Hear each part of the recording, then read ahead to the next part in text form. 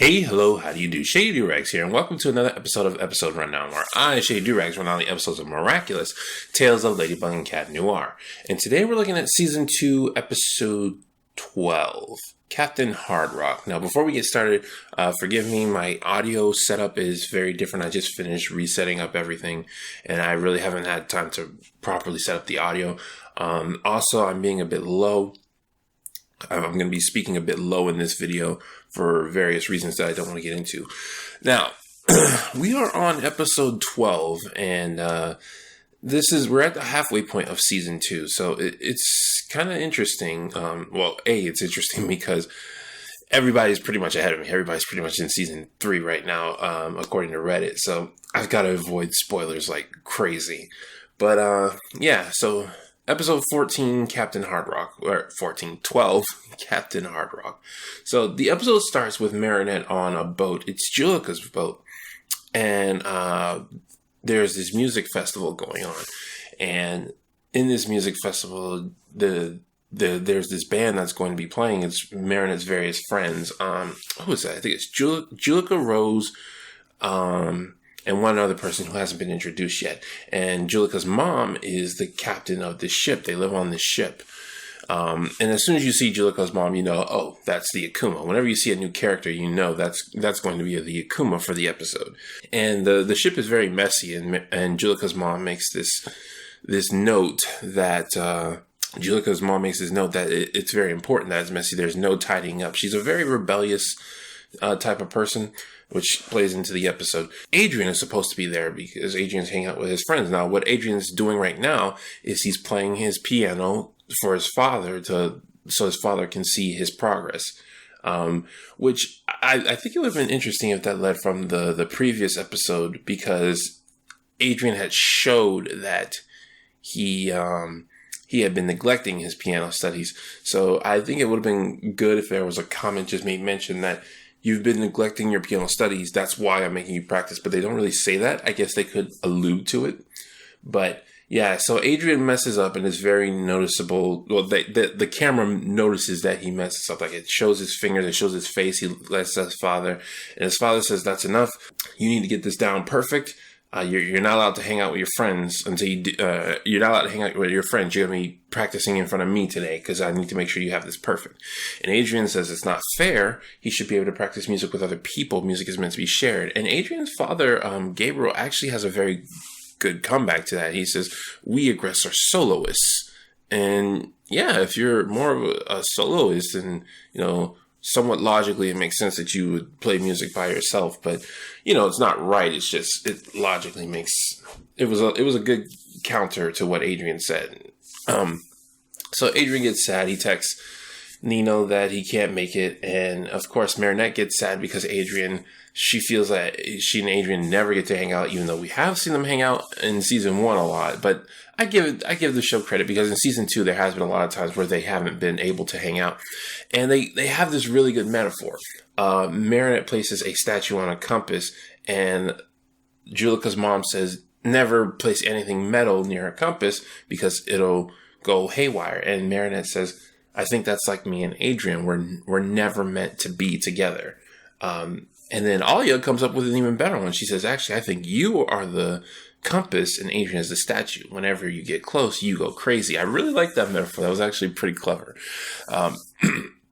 So the story continues, and Julica's mom says to go get Julica's brother. Oh, I just heard his name. I cannot remember it. But Julica's brother, I guess, is just what I'm going to call him. And I immediately thought, wait a second, 2 new characters at the same time?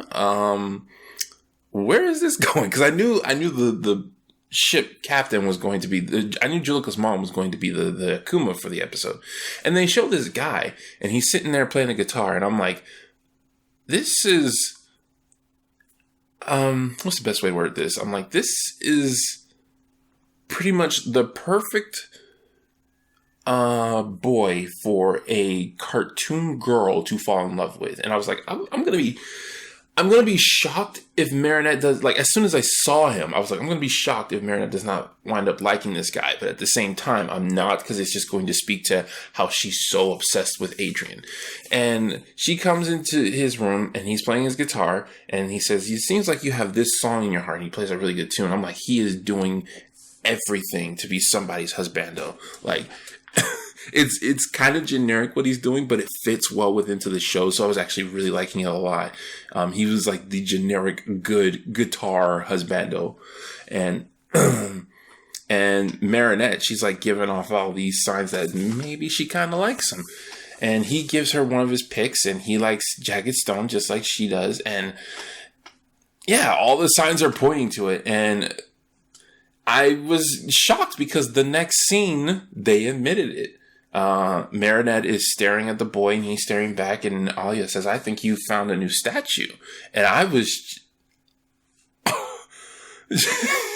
Are you kidding me? They're actually going to have Marinette focus on somebody who's not Adrian, and they don't go back to the status quo. This is pertained throughout by the end of the episode. This is still true. So I was actually very happy about that, because one of my major complaints about season 1 was that Marinette doesn't pay any other guys attention, especially those who like her. And they actually have better ship potential than her and Adrian, because Adrian is so oblivious and he's never around. Marinette doesn't connect with him that well from a storytelling standpoint. Meanwhile, this guy, he's not as busy as Adrian. He's in a band. He has connected with Marinette. Like, he didn't just talk to her and say something poignant like Adrian did. He has connected with her. Well, I should not downplay that moment where Marinette falls in love with Adrian, because that's one of my favorite moments in the show. It showed a real connectivity between those two. But I don't know. I see a bigger connection between this guy and Marinette. And I don't want to say I right now ship them. I'm just saying that they're better ship potential than Adrian and Marinette. And I know a lot of people are going to be upset, because that's like everybody's OTP is Adrian and Marinette. So anyway, the episode continues, and the band starts practicing, and the music is way too loud. Like, it's over the top loud, which is great with animation. Animation is used for exaggeration, and they really exaggerate how loud this is, with like windows cracking and cars getting knocked over, etc., etc. So the police officer comes in. What's her name? Sabrina's dad comes in, and he tells the captain her music's too loud, and she refuses to turn it down. And so he starts just writing up a bunch of tickets, and they go the comedic route with it. He's like, oh, here's a ticket because I woke up angry. Here's a ticket because I have a headache. And, I was like, this is kind of ridiculous, but at the same time, I want it to be ridiculous. I don't want this show to take itself too seriously in this regard. Like... So I was having fun with it. And of course she gets angry because now she's got to do what he says, and she's getting all these tickets, and Hawkmoth comes in, and she comes and the Akuma comes and turns her into Captain Hardrock, which she has an indestructible ship, which no, she doesn't, but that's what's supposed to be, an indestructible ship. And she's going to sail around destroying the music festivals that she's the only one playing, which doesn't make too much sense, because she loved her motivation was that she loved the music festival, but the Akuma warps people's perspectives once it comes. So she comes and she imprisons the kids, including her own daughter, and Marinette and what's his face are in they manage to slip away. Marinette hides, and the boy pretends like she got away. So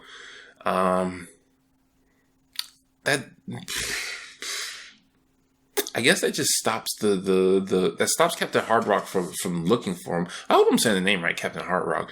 That stops her from looking for Marinette, but it doesn't